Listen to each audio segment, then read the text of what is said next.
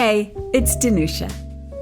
We're starting out on episode 1 of 3 in our brand new debate today on should smacking be banned in England and Northern Ireland.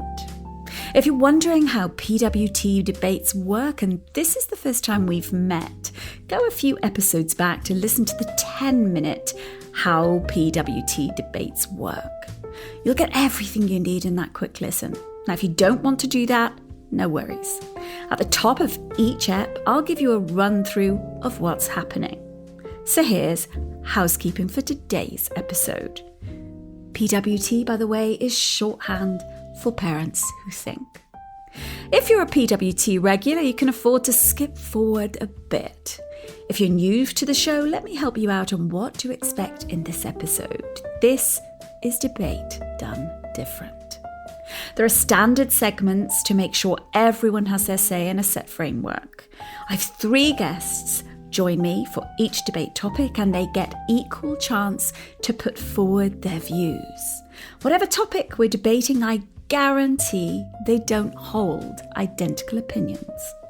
The debates are cut across 3 episodes. We start out with a brief intro to the topic, followed by meeting my guests, 3 parents who tell you their life stories in 200 words. After you've heard who debate guests are, we go to the Dishing the Dirt segment.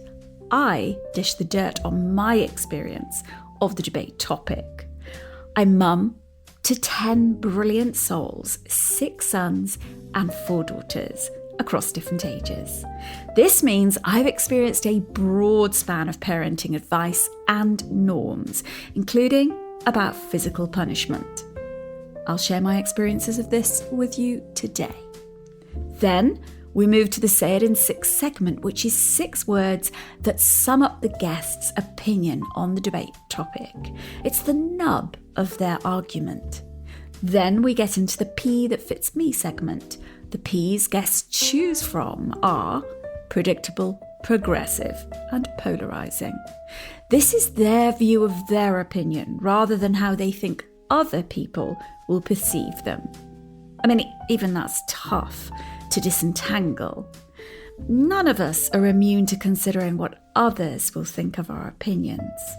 Each guest tells us their P and it's a declaration, a stake in the ground. Here's a quick intro, then, to the debate topic. Rather than list statistics, reports and case law, what I'll do is place a few links to resources in the show notes for this episode. Instead, I'll give a brief overview of the overarching topic. Then we'll move ahead to the debate. 3 parents with strong opinions on whether smacking should be banned in England and Northern Ireland or not. Now, in recent years, the issue of banning smacking or corporal punishment in England and Northern Ireland has gained significant attention, sparking debates among policymakers, child advocates, parents, and the public at large. This contentious topic has roots in both historical practices and evolving attitudes towards raising kids and discipline. Traditionally, corporal punishment has been a widely accepted method of discipline in many cultures and societies, including England and Northern Ireland. Parents have used physical force such as smacking as a way to correct kids' behaviour and to instill discipline. However, in recent decades, there's been a growing recognition of the potential harm associated with such practices. Research has highlighted the negative psychological and emotional effects of corporal punishment on children, including increased aggression, antisocial behaviour, and mental health issues. Despite this, the legality of smacking in England and Northern Ireland remains a contentious issue, with laws permitting reasonable chastisement or reasonable punishment by parents as a defence against charges of assault.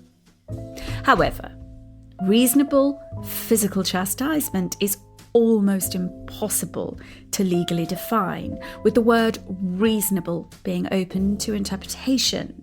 The Royal College of Paediatrics and Child Health, RCPCH, says that a legal loophole exists, and I wince mentioning some of these questions.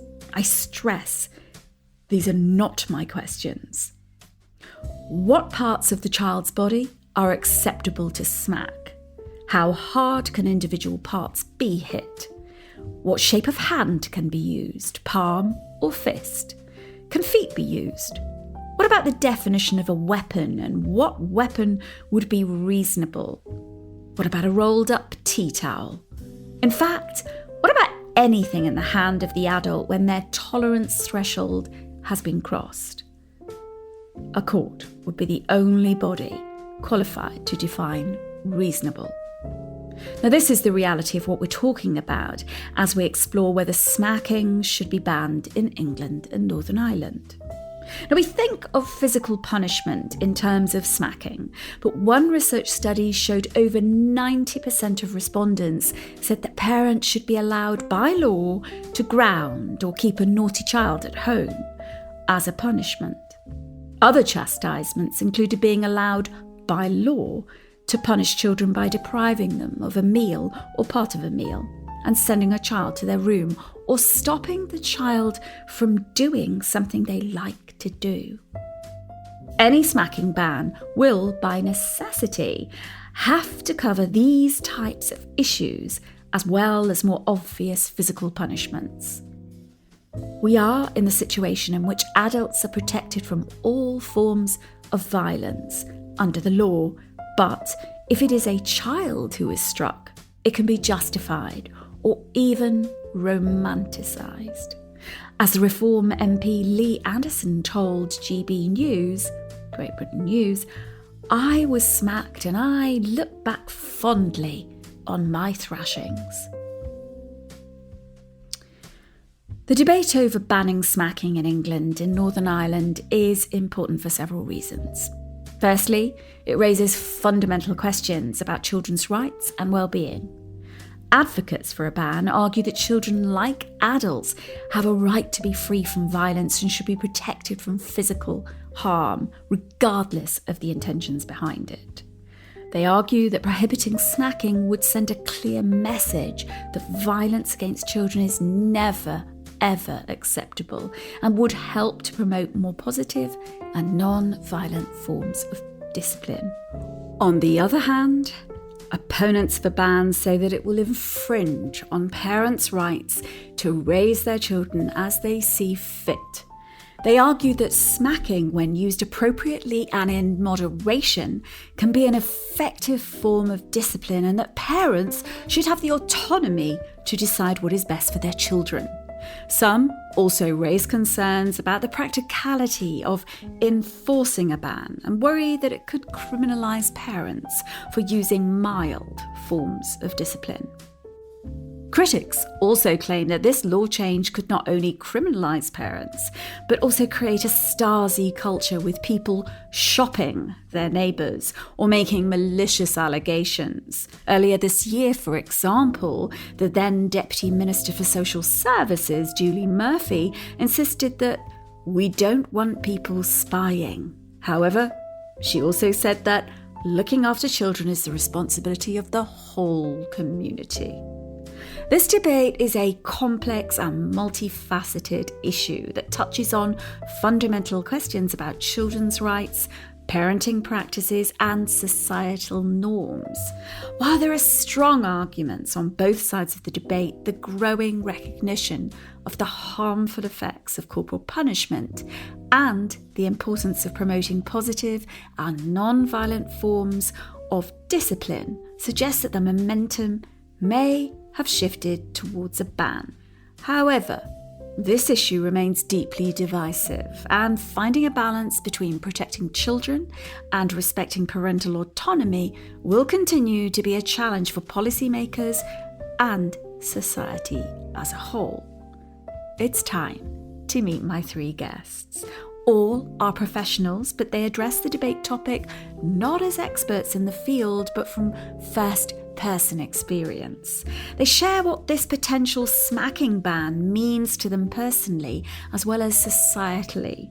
Remember, this will be an imperfect conversation between perfectly imperfect humans. All of us. Meet Roma, Nicole, and Joe. They all live in England. Hi, I'm Roma Norriss.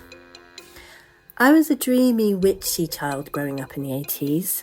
I started a company in London at 19 and studied midwifery fleetingly at King's before falling pregnant took me seemingly off course, but in fact initiated the purpose-led work I do now. I then spent a magical decade learning about life from birth as a doula and NCT breastfeeding counsellor. My son took me to the underworld during a time that was very challenging for him, and it was living through that and finding solutions for him that led me to work with parenting. When his sister came along, I developed a crippling neurological disorder that eventually left me bedridden for the last 5 years.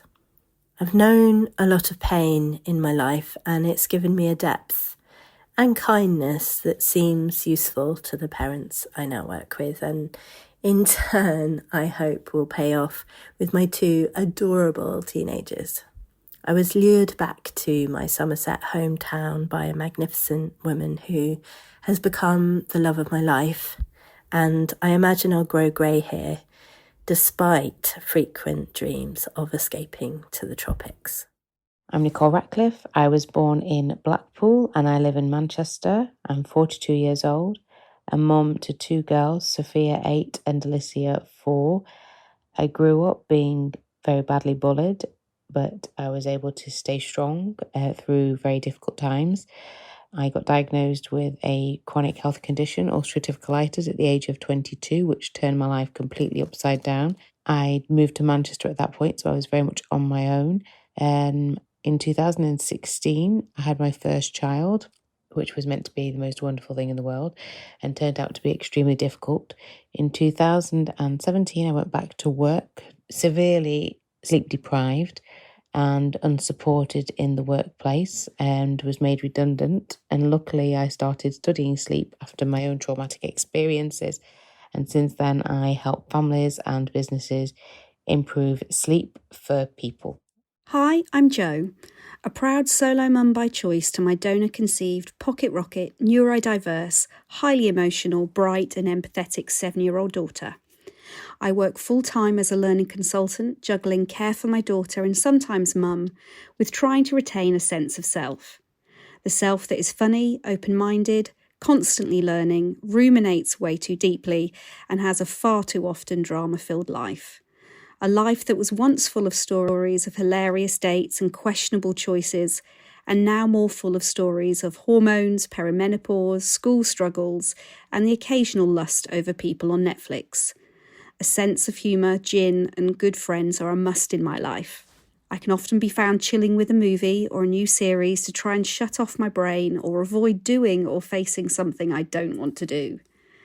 While I have a long career and interest in developing and coaching others, I'm also super proud of being a qualified Pilates instructor, a Reiki healer, a professional makeup artist, an Indian head masseuse, a wild swimmer, and I have to say, rather good axe thrower.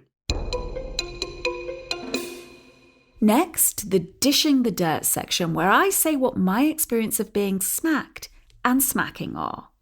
I share my opinion on whether smacking should be banned in England and Northern Ireland in the Last Words segment in episode 3 of this debate. For now, I'll tell you about me and the topic of smacking. My mother was in charge of raising the kids and homemaking. My father had domestic responsibilities, but they were brawn-based and few. He earned the money that kept us afloat. Their combined partnership worked well, as long as everyone knew their place. Now, setting boundaries and making sure we grew into functioning, mannerly citizens who showed up was her remit. Punishments were all part of her job. And if you've listened in before, you'll know my adopted parents were elderly parents. So I was raised like I'd have been if these were my grandparents. They were driven by leftover values I see as wartime ones. Add in the fact that my father was a Polish immigrant entrepreneur who worked every hour, and no surprise, the undercurrent was harsh. My mother liked to administer sharp blows to the back of my calves. She thought nothing about a fierce slap to show me what for. She drew the line at hitting my head because, in her words, brains are delicate things. My older brother was considered sensitive and artistic, so she spared him physical punishments. I have no idea of the metrics she used to decide that he couldn't cope with punishments, but that I could. I mean, if you've listened to debate 1, is it ever okay to have a favourite child, you'll know she made it clear she preferred sons. I was the only girl. She was unpredictable, and from my child's eyes, unhinged. This was because I couldn't make links between her harsh punishments, smacking, forcing me to eat food I can't bear, ignoring me for days if I didn't do what she wanted, and more, and the behaviour that caused this treatment. It might have helped if she'd said, "I'm going to hit you because." Instead, I was left to guess. On good days, she was a dedicated mother. On awful ones, I was at her mercy. As a mature adult, now, I see that she was unsupported. She was in a tightly gendered marriage that sucked the life out of her. She had dreams, she had needs, and she was caged. She rebelled in many ways, but was rigid in her authoritarian role as a mother. I could talk more about the profound effects of not being mothered and the therapeutic work and training I've done to unpick this and to heal. This isn't the moment. Now let's cut to my own mothering of my 10 children. It's a vast story to try to put into words. Have I smacked my children? The quick answer is yes. There have been moments in the past when I have. I wish I could give you a different answer, but that would not be the truth. Another answer is that my kids would know. As a parent, I probably won't recall the instances in ways my kids will. Before you think that's a flippant point, it's anything but. Words can't express the love I have for my children, and this debate airs the underbelly of being a parent. Smacking can happen in flash moments, set within pressure cooker conditions, but that has never made it acceptable to me. I recall a time when, as a teen mum, I smacked my eldest son. He pulled over his baby brother's pram. I was deeply sorry then and now. The way I did this as a knee-jerk response doesn't lessen the impact for him. I mean, I knew why I did that, but did he understand? I doubt it. My parenting journey is a winding one. Times of calm, times of more struggle. I can't speak about this as if it's a flat line. Has my response included the odd smack? Well, the best way to put this is that my experience follows the historical norm. It was once seen as an acceptable way to instill discipline and boundaries, which I thought led to good behaviour. But as we learn more societally, my behaviour changed.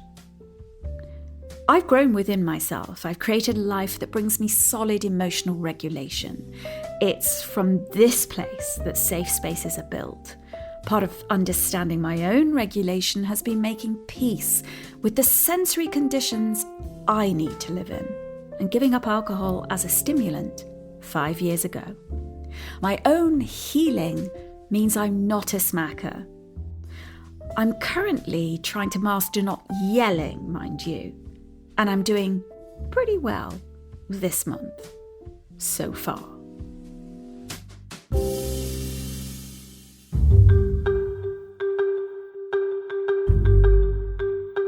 Let's move to the Say It in 6 segment with Roma, Joe, and Nicole. Jo, what's your say it in 6?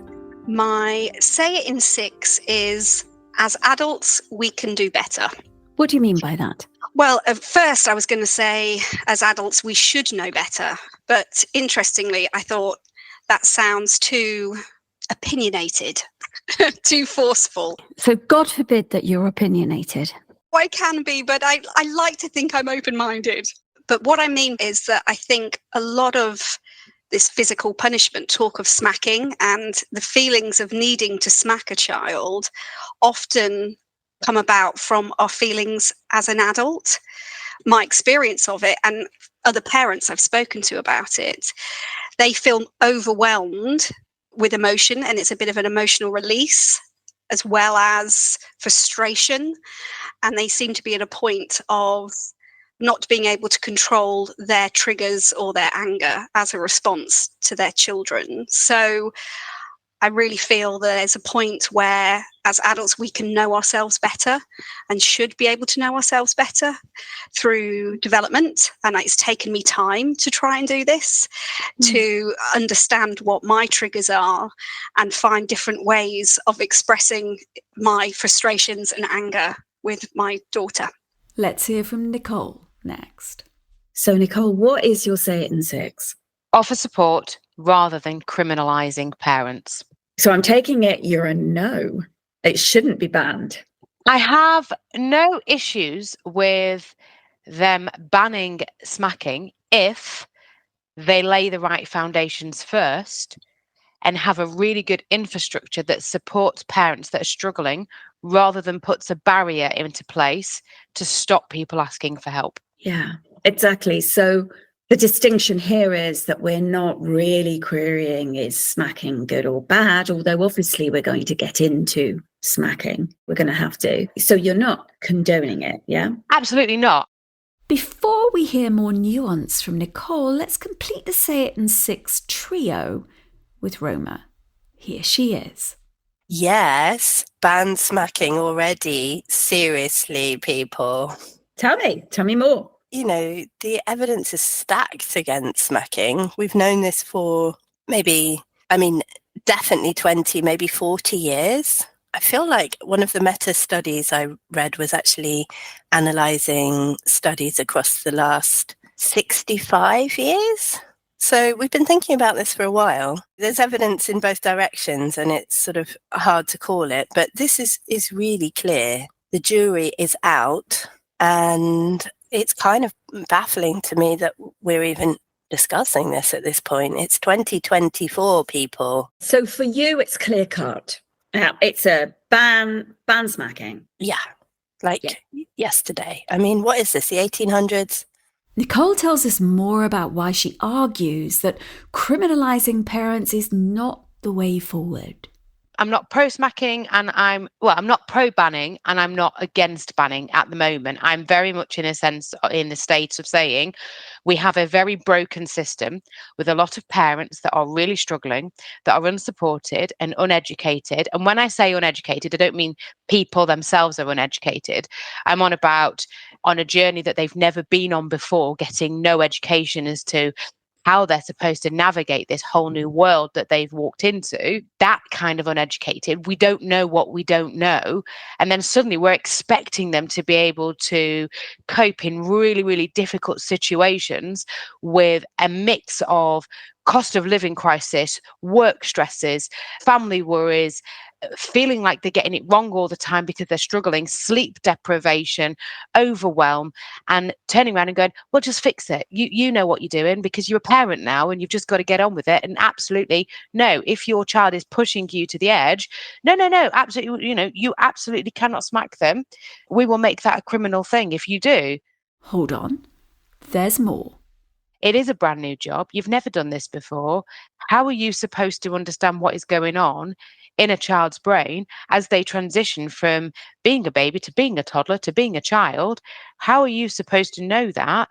So how can we criminalize somebody for not knowing what it is that they're doing and how to manage those big emotions? But what would you say to people who would say, these are adults. If you're smacking some 3-year-old or even a 12-year-old, a gobby 12-year-old, for instance, somebody that's answering back, pushing buttons. I mean, if you haven't got that together, well, please, you're meant to be the adult here. I'd say they've not been through trauma, severe sleep deprivation, and they've not experienced what other people have experienced. And the thing is, they are in no place to judge somebody else. Judging is one of the worst things we can actually do. We need to support rather than just kind of put people down and say, no, you should be able to. Nicole is a no to should smacking be banned in England and Northern Ireland. She's a no if it's a blanket ban in what she calls a broken system that fails to support parents. She's not a yes to smacking. There's a difference. She shares the heart of her reasons for this as we get deep into this debate. Now, Jo is a yes to banning smacking, and she wants parents to do better. Basically, to learn more about themselves so that they won't respond by smacking their kids. Roma is a why are we still talking about this? Just ban smacking. But she's not lost her heart. These parents stuck their stake in the ground and are saying, this is my opinion, you may not agree with me, but this one is mine. In episode 2, you'll hear these 3 parents share more about these opinions in the Get Up on Your High Horse segment. It's a tricky subject that you might find clear-cut, whatever your own opinion is on this. That's the point. For now, let's get into the P that fits me segment. I'm curious which P these parents will choose. Before we hear the P that fits today's guests, a quick recap on how those Ps are defined. It's really quite basic. We're not getting too scholarly about this. I share definitions with guests before we speak, so they can choose a P they feel fits their opinion. So here goes. Predictable, a commonly held opinion by lots of people. Progressive, a forward-thinking opinion that possibly expands predictable understandings. Polarizing, an opinion that's more extreme in relation to predictable thoughts on the topic and probably goes beyond progressive ideas. These opinions might also elicit strong responses. Bear these definitions in mind as you hear which P guests choose. So what is the P that fits me? So it's, predictable, progressive, polarizing. What do you think your opinion is? Well, I think for me it's predictable because this is really obvious stuff. It's, really basic. However, I'm actually going to put myself as progressive because unfortunately, the majority of people in polls still believe it should be legal to smack children. And it's a narrow majority, but it's still a majority all the same. And apparently, according to UNICEF, 80% of children worldwide are still smacked. Well, that's a big percentage. It's quite a big percentage. And, there are 66 very sensible countries in the world that have banned smacking. We are not one of them. Obviously, all the Scandi countries got in there first. And, there are some on the list that you might be surprised about, but the UK is not one of them. I'll put a link of the now 70 countries where smacking is banned in this episode's show notes. I love the distinctions you're making of predictable. Your opinion is actually predictable, but you're going to call it progressive. Sadly, yes. Let's see how Jo frames this.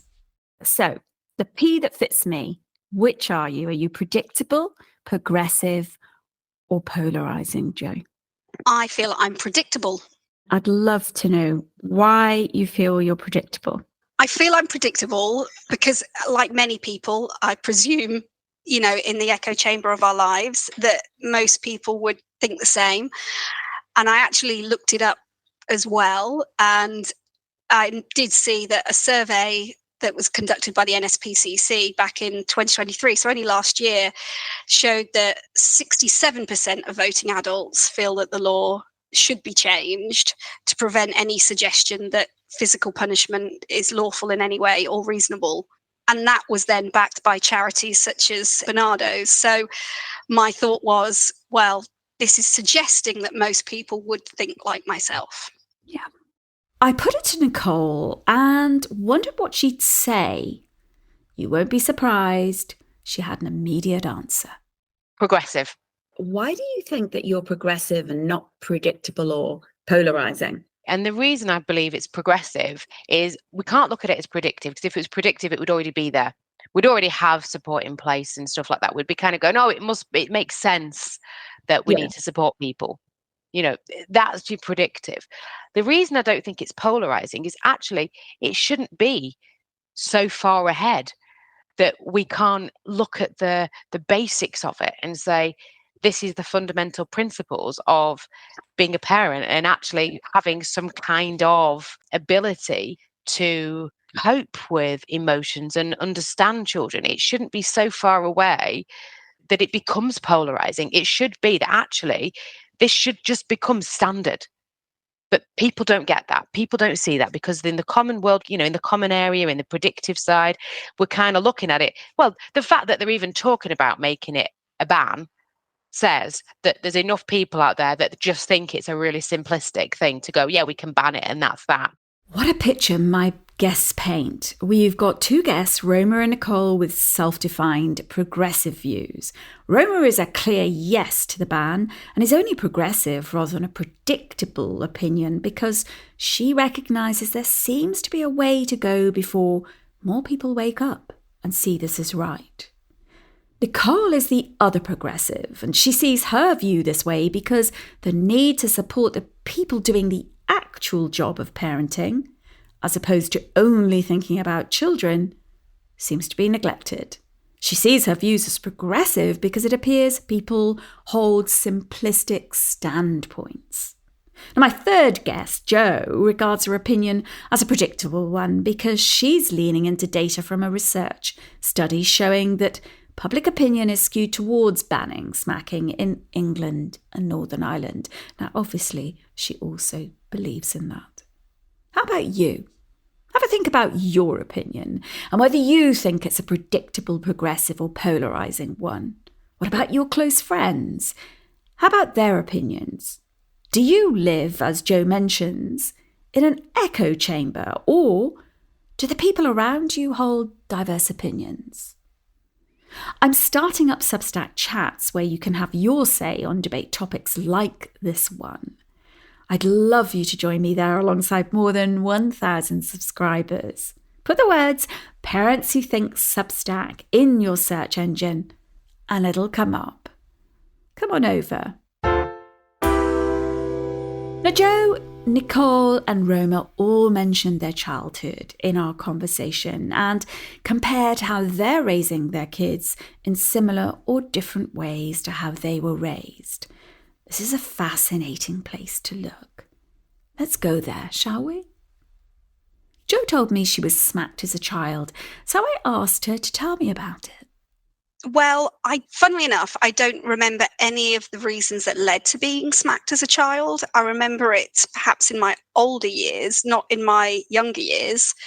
I perhaps remember it because, I was probably still slapped, 11, 12 age. And it was always done by my mum.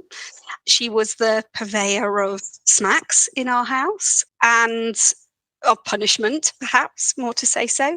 And I remember the handprint being left on my top of my thigh for a long time. But I yet don't remember really how I felt or what the purpose of it was to teach me. I don't remember what incident led up to it in any of the circumstances, really. So you don't remember what you did to warrant getting that handprint on your thigh, but you do remember the actual smacking? Yes, I do, yes. What did that do for you with your mum, do you think?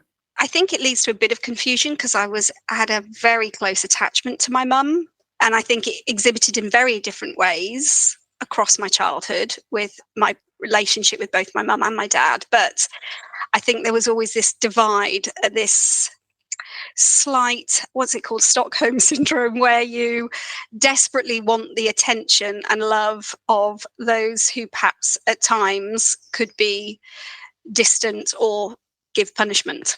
Do you have conversations with your mum about this ever? Yes, I brought it up briefly in the past, and she's like, why do you always remember me as the punisher? And why do you always remember the smacks, the handprints?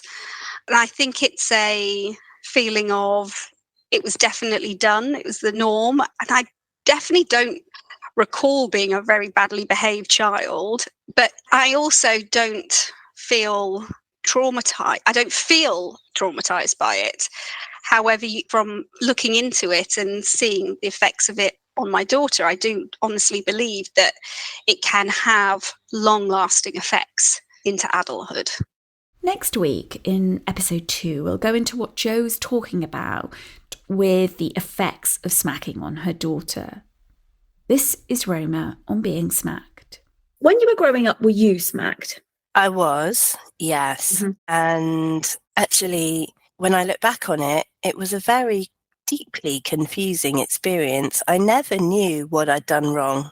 I don't recall any of the times being smacked, knowing what that was for. I just knew that I was really distressed and my parents were being really scary. And mostly what I took away from it was a sense that I was wrong rather than whatever the behaviour was that I'd done, which is a trend. In my work, I listen to adults who are unpicking their childhoods, and that's very much what tends to happen. And the reason for that is that we so very much need to view our parents as good when we are children, because we're fully dependent on them. So we have to do some mental gymnastics in order to somehow include the fact that they're actually being frightening and causing us harm in those moments. And so initially, my main takeaway from being smacked was that I was wrong. I held quite a lot of shame, because that's one of the ways that we manage to, Rationalise? Yeah, rationalise or make sense of, I guess, what's happening to us. So we take it on as, I must have been really naughty. That's what most adults will say if you ask them about being smacked. And for me, as I've unpicked this and done a fair amount of self-inquiry around it and lifted out some of that shame, now I look back and I just see two very dysregulated adults who weren't really feeling very safe to me. So it actually just eroded my sense of trust in the grown-ups around me and made them less of an authority to me. Did it damage your relationship? Absolutely, yeah. I mean, there were other things as well that added to that. Jo talked about her older brother a bit, and it was when she did this that she began to tell me more of what happened to them both. I actually have an older brother as well. He's 4 years older than me, yes. Was your brother smacked? Yes, and pushed and, hit. I think as we got older, the punishments became slightly different. Are you saying that as you got older, the methods of punishment, let's say, got more severe? Yes, or they probably took on, I think a smack's quite shocking as a younger child. People will say, oh, it's just a tap, but it can be, something else as well as screaming and shouting. It can be hitting or pushing or threatening to push as well. I'm assuming in some ways what you're getting at is abuse. When does smacking become systematic abuse? Yeah. A current NSPCC campaign stresses why the language we use matters. Instead of talking, for instance, about a smacking ban, they call for equal protection from physical assault. They argue that using euphemistic terms like smacking risks minimising the harm caused to children. Smacking seems quite innocent, where if you said hit, it brings up a different image in your mind. Let's hear from Nicole. Hang on a minute.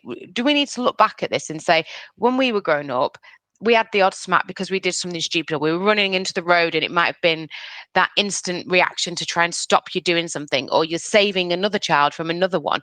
I'll give you the perfect example. When my two were younger, I walked in, I was in the kitchen, I was sorting the dishwasher out, and I heard my eldest screaming. So my youngest must have been about 2 and my eldest was 6. And I walked in and my youngest literally had my eldest's hair in her fingers and was ripping it from the root. Mm. And in that instant moment, it's like, what do I actually do right this second? So I smacked her arm to release the hand, because it was like, I needed to save one child from the other. Well, hang on a minute, that's me protecting one child. And actually, hopefully, the younger one goes, oh, I don't do that again. Yeah. But that's not abuse. Abuse is a totally different thing where, we're talking about somebody who is an abusive person that is causing long-term harm to somebody. And I don't see how you can put the two in the same camp and say one is child abuse. Well, they're both child abuse. I don't see how you can say that when actually there's very different reasons for them, but yet they would both be then criminalized. And I'm really glad you talked about your own childhood. I mean, were you smacked? Were you occasionally Yeah. I wasn't abused. I'll be honest, in moments you were absolutely terrified, you know what I mean? But then at the same time, I probably did something that pushed them. And the relationship I have with my family is so unbelievably strong. We are such a close-knit family. We love spending time together. And I can see as a parent how easy it can be to snap. A lot of pressures on families and a lot of pressures on parents to get it right. And also, we look at how they were brought up. So they were brought up where they were getting the belt. Well, I didn't get the belt. So even though I was getting the odd smack, I didn't get a belt. So they had they toned it down from their experience. And we're toning it down from our experiences because we're all learning from this. But that's not all Nicole wanted me to know. My parents were 23 when they had me. They were babies. They had 4 of us by the time they were 29. What a crazy house that was. Well, there was no education with that, but they did have a better village. They had their parents around. Well, their mums anyway, both of them. They had my granny and my nana. They helped and they supported, and they had their local friends who had children around the same time as them. We have a very different thing now, actually, where we don't have villages. And we have the only people maybe around us that might give us advice, which could be our parents, that are only able to say what they did because that was the life that they lived. They're not really able to comprehend what we're talking about now with more gentle parenting and boundaries, and that we shouldn't smack and that it can have longer term implications on people's mental health and everything else. So there becomes a bit of a conflict sometimes within the generations as to what is accepted and what isn't. And I find anyway, when I'm talking to people, that people of my parents' age, they're the ones that are saying smacking should become illegal are actually the ones that probably had much more of a trauma when they were children themselves. And that's lasted with them. And they say, no, I didn't want that. And actually, I don't think any child should go through that. Nicole knows times have changed and she embraces that wholeheartedly. Here she is talking about the culture she grew up in. If I was to go off what I had experienced myself as a child, it would have been a case of, oh, pull yourself together, sort yourself out. Stop being like that. Stop being a baby. I remember my dad, we always had this thing of Greaves don't cry. Greaves, that was my maiden name. Greaves don't cry. And I remember that was a thing. We don't cry. We're strong. We don't cry. And if we cry, and it was a failure. You're letting us down. We're tough. But actually, that was my dad's way of protecting himself because it hurt him to see us cry. And it's amazing what we as parents put on our children from our own emotions. It's interesting because we know that there is absolutely no evidence that smacking is linked with improved behaviour in children.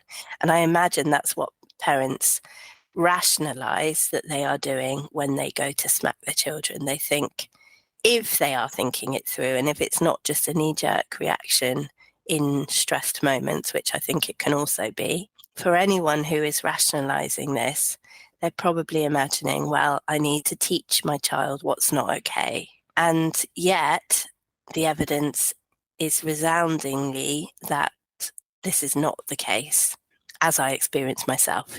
Children just come out of it confused without even remembering anything about the behaviour that they did that was supposedly being taught about.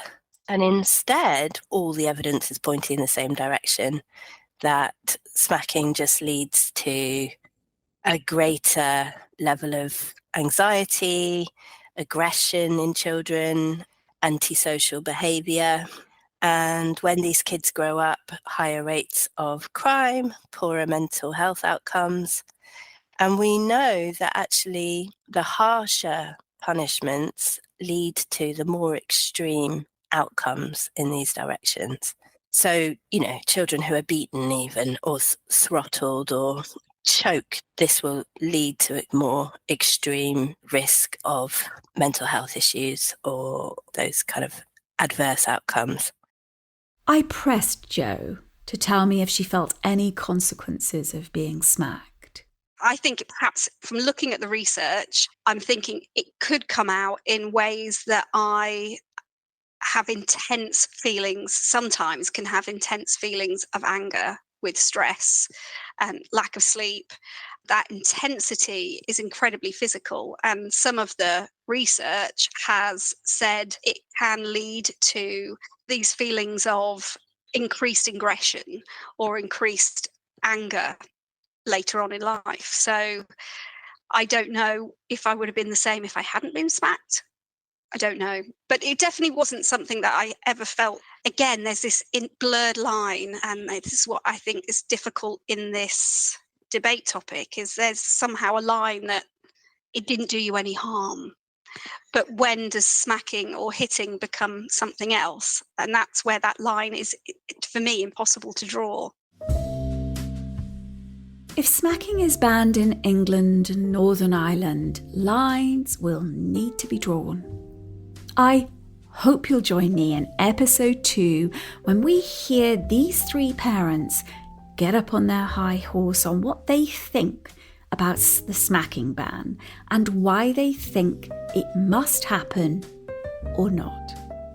Thanks so much for listening to this episode of Parents Who Think. If you'd like to react in some way to something you heard, come join the Parents Who Think Substack community, or you can comment over on our YouTube page called Parents Who Think. Thanks for being a supporter of this show. Tune in next week for more valuable conversation from PWT. Take care, everyone.